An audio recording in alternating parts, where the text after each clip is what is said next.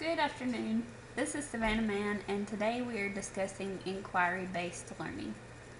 Some of the major differences in inquiry-based learning as opposed to traditional learning are the roles of the teacher, the roles of the student, the research and information that goes into the lesson plans, and also the way that students actually learn the material.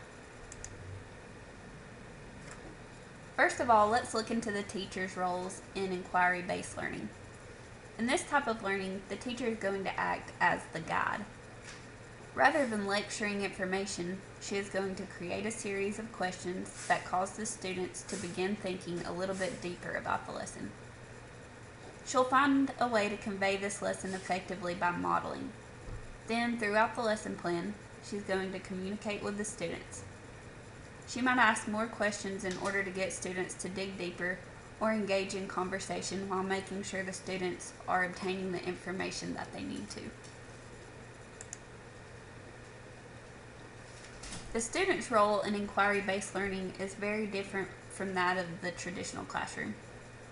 Rather than being a sponge that's supposed to soak up every single thing that is said, students are going to discover new information through engagement. They will participate in hands-on activities that result in students thinking critically, asking questions, and applying what they learn to real-life scenarios.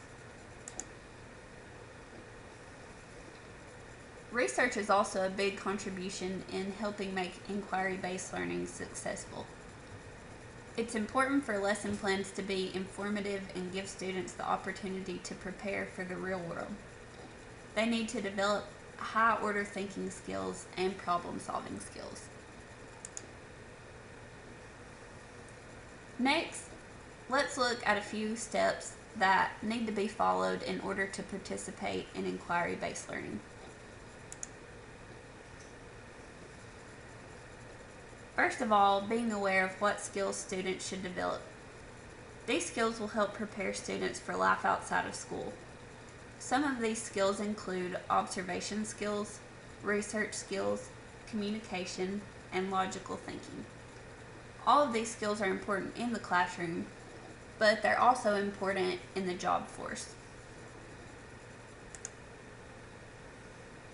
When developing a lesson plan, it is also important to look at subject-specific skills. These are skills that are going to help students on tests or on assignments, but that will also translate into the real world. When participating in inquiry-based learning, students should be able to make connections to prior knowledge and to elaborate on that knowledge. Also, instructors should be able to determine what standards need to be met by students. This can help ensure that students are learning all that they need to in order to master a topic. When creating this style of lesson plan, instructors should be able to provide any type of resource that the students might need in order to gather any information that they might need. For example, the library, textbooks, or other reading materials might play a big part in helping students learn. Instructors should consider any type of problem students might encounter during the learning process. That way they can be prepared ahead of time to solve these types of problems. Instructors should also pre-assess their students to be sure they are not reteaching something the students already know or skipping too far ahead and leaving a gap in knowledge. At this point in the process, one of the most important steps occur. That step is developing questions that help the student begin the learning process. These questions are really important because they help guide the student and spark curiosity so that the students are interested and engaged in the lesson. It is important to plan for both formative and summative assessments. This gives the instructor a clear picture of everything the student needs to learn and discover.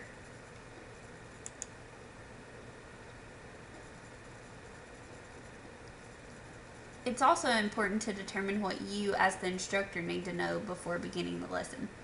That way, you have more certainty about the proper questions that need to be asked and being able to answer any questions that your students might have. Instructors should also make goals, not only for each lesson but for the entire year as well. That way there's a standard that keeps the instructor on the right track. Instructors should also plan for collaboration. Collaboration is a big part of inquiry-based learning. Therefore, knowing that your students will often be working in groups, you can create a classroom layout that accommodates group work easily. Another important area to look at as an instructor are best practices. Best practices give us a good idea of what ideas have been successful in other classrooms. First of all, students and instructors should share commitment. If students have an understanding of the work that instructors put into this style of learning, then they can reinforce her work by actively participating and engaging in the lesson and enjoying the learning style. The investment of time and understanding the role that the instructor and student plays in inquiry-based learning helps create a successful learning experience. The competence that instructors show when creating lessons and making sure that each lesson is well designed both contribute to making the learning atmosphere effective and efficient.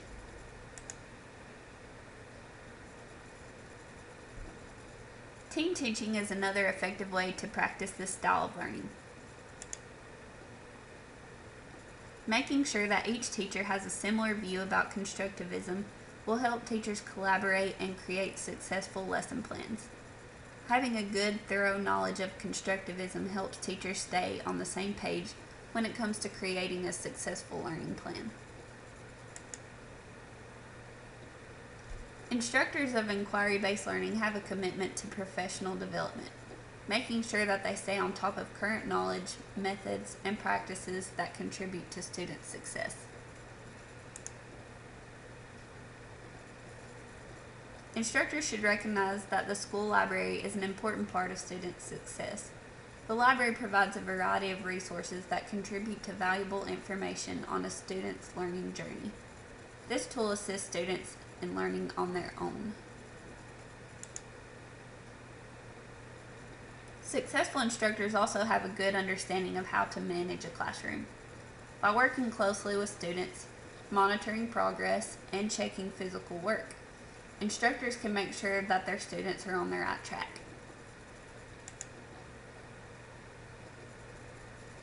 They should also be good at planning ahead, keeping the students talking by offering options, presenting solutions, and knowing what information is required of students are all signs that the instructor was a successful planner. Successful inquiry-based instructors foster independence and developing peer interaction because companionship contributes to communication skills and being able to compromise successfully. Lastly, it's important to collaborate instruction and always be sure to support inquiry-based learning and the positive effects of it, no matter what the principal's leadership style. Inquiry-based learning is a great way for students to learn how to solve problems, analyze issues, and relate issues to real life. When we instruct in this way, we allow students to make discoveries and connections that they might otherwise not make. Inquiry-based learning is effective and successful, and I hope to use it in my classroom one day. Thank you.